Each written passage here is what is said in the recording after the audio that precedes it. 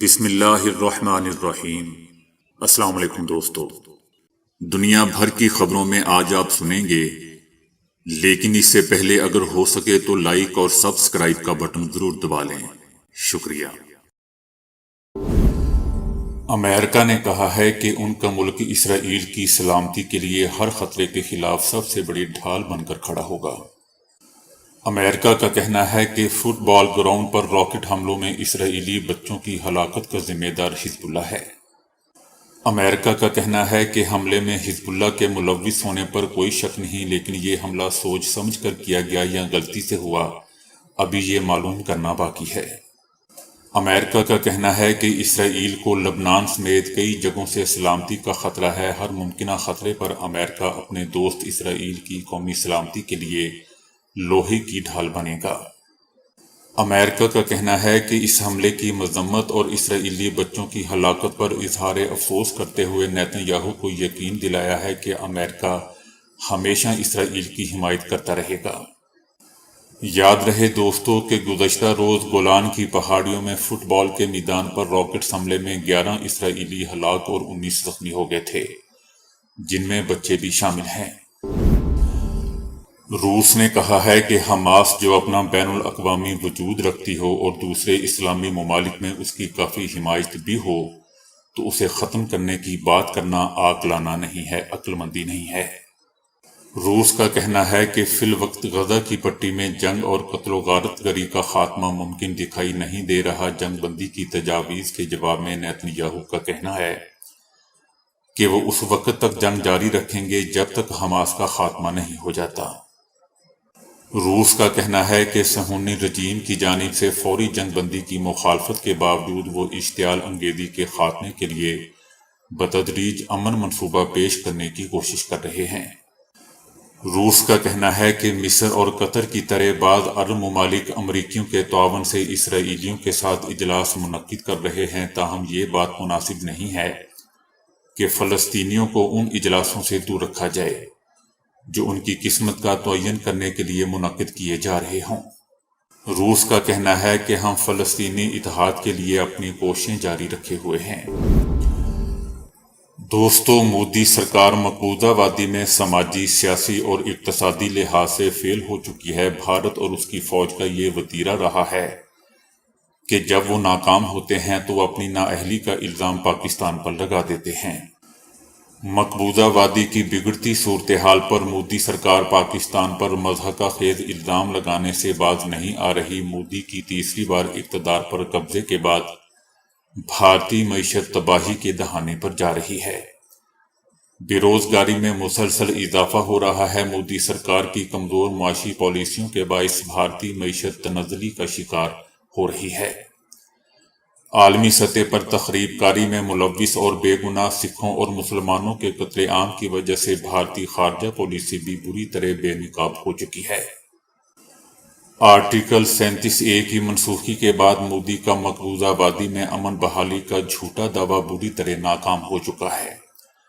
مقبوضہ وادی میں بلا جواز ظلم و ستم کے باعث بھارتی فوج کے خلاف مقامی کشمیریوں کی شدید مزاحمت کے باعث 16 جولائی کو مقبوضہ وادی کے علاقے ڈوڈا میں 4 بھارتی فوجی مارے گئے۔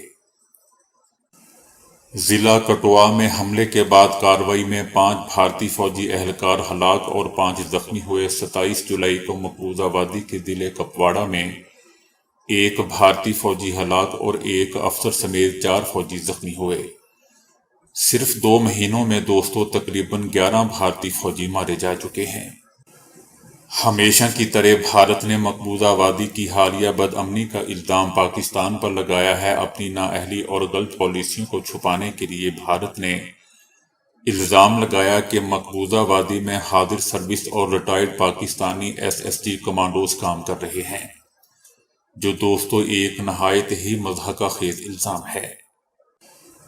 اس سے پہلے پلوامہ کا بھی الزام پاکستان پر لگایا گیا تھا اور اس بات کی تصدیق خود بھارتی سیاستدانوں نے کی کہ یہ مودی کی ایک بھونڈی سازش تھی، جس کا مقصد اپنی سیاست چمکانا تھا۔ ایک طرف مودی یہ دعویٰ کر رہے ہیں کہ مقبوضہ وادی اب نیا کشمیر ہے اور ریاست میں امن بحال ہو چکا ہے، لیکن اس کے تمام سیاسی اور سیکیورٹی متعلق دعوے جھوٹے ثابت ہو رہے ہیں۔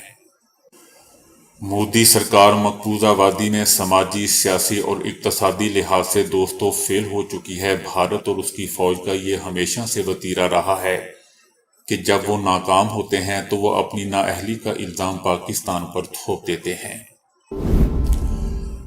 امریکی فوجی اڈے پر 24 گھنٹوں کے دوران دوستوں تیسری بار میزائل حملہ ہوا ہے۔ شام کے علاقے دیر الزور میں کونیکو گیس فیلڈ میں امریکی فوجی اڈے کو تیسری بار نشانہ بنایا گیا ہے۔ اس حملے کے ساتھ ہی اس اڈے میں تعینات امریکی جنگی طیاروں نے مشرقی شام کے مختلف علاقوں کو اپنے حملوں کا نشانہ بنایا ہے۔ ابھی تک کسی نے اس حملے کی ذمہ داری قبول نہیں کی۔ امریکہ کی حمایت سے غزہ پر وحشیانہ صہیونی جارحیت کے آغاز کے وقت سے ہی تحریک استقامت کی جانب سے عراق اور شام میں امریکی فوجی اڈوں پر مسلسل راکٹ، میزائل اور ڈرون حملے ہوتے رہے ہیں۔ تحریک استقامت نے اپنے انتباہ کو عملی جامہ پہنا کر دوستوں اس بات کو ثابت کیا ہے کہ امریکہ کو غاصب صہیونی حکومت کی جارحیت کی حمایت کرنے کا خمیازہ بھگتنا پڑے گا۔ جیسا کہ دوستوں اوپر میں بتا چکا ہوں کہ صہیونی حکومت نے دعویٰ کیا ہے کہ شام کے علاقے میں حزب اللہ لبنان نے ان کے نشانہ بنایا ہے، اور اس حملے میں اب تک 12 افراد ہلاک اور 40 سے زیادہ زخمی ہو چکے ہیں۔ اور اسی کو بہانہ بنا کر نسل کش صہیونی حکومت کی فوج نے جنوبی لبنان پر اپنے تازہ ترین حملوں میں 5 سرحدی دیہاتوں کو میزائل حملے کا نشانہ بنایا ہے۔ اس سلسلے میں اسرائیلی امدادی ٹیم کے ایک کارکن کا کہنا ہے کہ چند عینی شاہدوں نے اپنی آنکھوں سے دیکھا ہے کہ آئرن ڈوم سے فائر ہونے والا میزائل فٹ بال گراؤنڈ میں آ کر گرا۔ آئرن ڈوم سے فائر ہونے والے میزائل میں انحراف پیدا ہونے کے باعث فٹ بال گراؤنڈ میں دھماکہ ہوا۔ یاد رہے دوستوں کہ جنوبی لبنان کے دیہاتوں پر اسرائیل کے پے در پے حملوں اور جارحیتوں، حتیٰ کہ عام شہریوں، میڈیکل عملے اور صحافیوں کو نشانہ بنائے جانے اور عالمی سطح پر ممنوعہ ہتھیار کو استعمال کیے جانے کے باوجود لبنان اور اس کی استقامت جنگ کے اصولوں کے پابند ہیں اور عام شہریوں کو نشانہ نہیں بناتے، بچوں کو تو دور کی بات ہے۔ تجزیہ کاروں کا کہنا ہے کہ اسرائیل لبنان کے ساتھ جنگ چھیڑنا چاہتا ہے اور بہانے کی تلاش میں ہے، اور اسی بنا پر بلا کسی ثبوت کے حزب اللہ پر الزام لگا رہا ہے۔ دشمن جنگ کی آگ بڑھانا چاہتا ہے۔ غاصب صہیونی دشمن کا دوستوں ماضی اور حال قتل عام سے بھرا ہوا ہے، جو بلا سبب عام شہریوں کے خلاف جرائم اور قتل عام کا ارتکاب کرتا رہا ہے اور کر رہا ہے۔ روس اور یوکرین کے آسمان پر جنگی طیاروں کی زور آزمائی پر برطانوی فضائیہ کے طیارے دوستوں بھاگنے پر مجبور ہو گئے۔ یوکرین میں جنگ جاری ہے اور روس نے اپنی فضائی حدود کے قریب برطانوی فضائیہ کے 3 طیاروں کی پرواز کی خبر دی تھی۔ روسی وزارت دفاع نے کہا ہے کہ اس کے جنگی طیاروں نے بحر اسود کی فضاؤں میں برطانوی فضائیہ کے 1 جاسوس اور 2 جنگی طیاروں کا پیچھا کیا ہے۔ روسی وزارت دفاع کا کہنا ہے کہ یہ تینوں طیارے رائل برٹش نیوی سے تعلق رکھتے تھے۔ اس رپورٹ کے مطابق روس فضائیہ کے 1 جنگی طیارے نے برطانوی فضائیہ کے ان تینوں طیاروں کو بھاگنے پر دوستوں مجبور کر دیا۔ روسی فضائیہ کا کہنا ہے کہ اس کے جنگی طیارے کے قریب پہنچتے ہی رائل برٹش نیوی کے تینوں طیارے روس کی فضائی سرحدوں سے بھاگ گئے۔ روسی فضائیہ کا یہ بھی کہنا ہے کہ برطانوی فضائیہ کے یہ تینوں طیارے روس کی فضائی حدود کے قریب آ گئے تھے، لیکن انہوں نے ہماری فضائی حدود کی خلاف ورزی نہیں کی۔ روس کا کہنا ہے کہ برطانوی فضائیہ کے جنگی اور جاسوسی طیاروں کے خلاف ان کا یہ آپریشن بین الاقوامی کے عین مطابق تھا، کیونکہ ہر ملک کو اپنی فضائی حدود کی حفاظت اور اس کو لاحق خطرے کو دور کرنے کا حق حاصل ہے۔ روس کا کہنا ہے کہ ہمارا جنگی طیارہ برطانوی فضائیہ کے طیاروں سے اتنا نزدیک نہیں ہوا تھا کہ تصادم کا خدشہ ہوتا، اور اس کا مقصد صرف ان طیاروں کو اپنی فضائی حدود سے دور کرنا تھا۔ ایک نئی تحقیق سے پتہ چلا ہے کہ زرعی علاقوں میں رہنے والے کسانوں اور لوگوں کو کیڑے مار ادویات سے کینسر کا خطرہ اتنا ہی زیادہ ہے جتنا تمباکو نوشی سے ہوتا ہے۔ ڈاکٹرز کا کہنا ہے کہ کینسر کے امکانات کو بڑھانے کے لیے ایک کیڑے مار دوا کار فرما نہیں ہوتی بلکہ مختلف کیڑے مار ادویات کا مجموعہ ہوتی ہے۔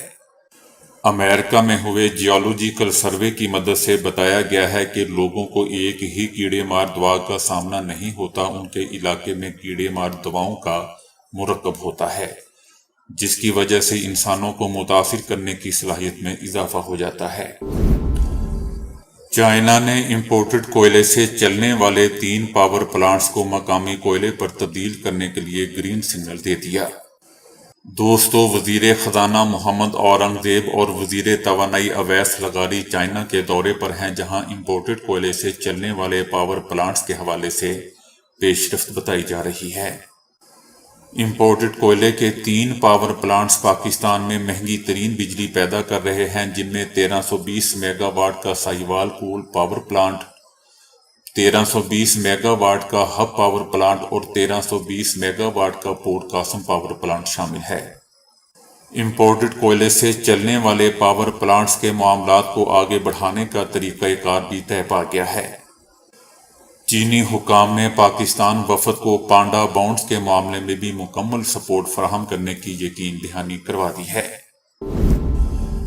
خیبر پختونخوا میں 92% مضر صحت دودھ کی فروخت کا انکشاف ہوا ہے۔ صوبائی فوڈ اتھارٹی کی جانب سے جاری اعلامیے میں بتایا گیا کہ خیبر پختونخوا کے شہری مضر صحت دودھ استعمال کر رہے ہیں اور صوبے میں 92% دودھ مضر صحت فروخت ہو رہا ہے۔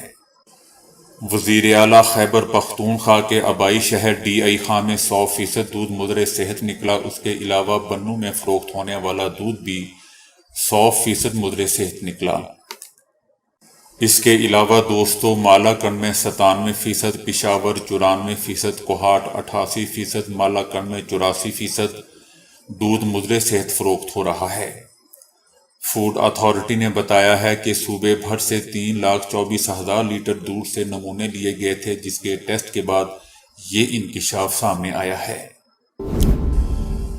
محبوبہ مفتی کا کہنا ہے کہ جموں میں عسکریت پسندی اس قدر بڑھ چکی ہے کہ لوگ اب گھروں سے باہر آنے میں خوف محسوس کر رہے ہیں۔ ان کا کہنا ہے کہ مرکزی حکومت کے لوگ ہمارے اسکولوں، اداروں اور یونیورسٹیوں میں دراندازی کرنے میں لگے ہوئے ہیں۔ محبوبہ مفتی نے مرکزی حکومت سے مطالبہ کیا کہ ملک کی جیلوں میں بند پڑے کشمیری نوجوانوں کو فوری رہا کیا جائے۔ مصر کی پولیس نے ایک 57 سالہ بکاری خاتون کو گرفتار کیا ہے اور تفتیش سے معلوم ہوا ہے کہ وہ 30 لاکھ پاؤنڈ اور 5 رہائشی عمارتوں کی مالک ہے۔ بھکارن کا بھانڈا اس وقت پھوٹا جب وہ اپنا کام ختم کر کے ویل چیئر سے اتر کر پیدل گھر کے لیے روانہ ہونے لگی تو پولیس نے یہ منظر دیکھ لیا اور اسے گھر سے حراست میں لے لیا۔ خاتون کٹی ہوئی ٹانگ کا بہانہ بنا کر ملک کے مختلف علاقوں میں بھیک مانگتی تھی۔ تفتیش کے دوران انکشاف ہوا کہ خاتون کو کسی قسم کی بیماری نہیں ہے اور اس نے بھیک مانگ مانگ کر اثاثے بنا لیے ہیں۔ اس سے قبل دوستو، لبنان میں بھی ارب پتی بھکاری عورت کو گرفتار کیا گیا تھا۔ لبنان کی سڑکوں پر بھیک مانگنے والی خاتون کے بینک اکاؤنٹس میں 1.25 ارب لبنانی پاؤنڈ موجود ہونے کا انکشاف ہوا تھا۔ خاتون ہاسپٹل کے باہر بھیک مانگتی تھی۔ پاکستانی کرنسی میں یہ رقم 13 کروڑ روپے بنتی ہے۔ اسی طرح دبئی کی ایک مسجد کے قریب بھی ایک خاتون کو بھیک مانگتے پایا گیا، جو اپنی لینڈ کروزر سے تھوڑی دیر پہلے اترتی تھی۔ بھارت میں بھی اسی طرح ایک بھکاری کو پکڑا گیا تھا، جس کی رقم گننے کے لیے پولیس کو 8 گھنٹے لگے۔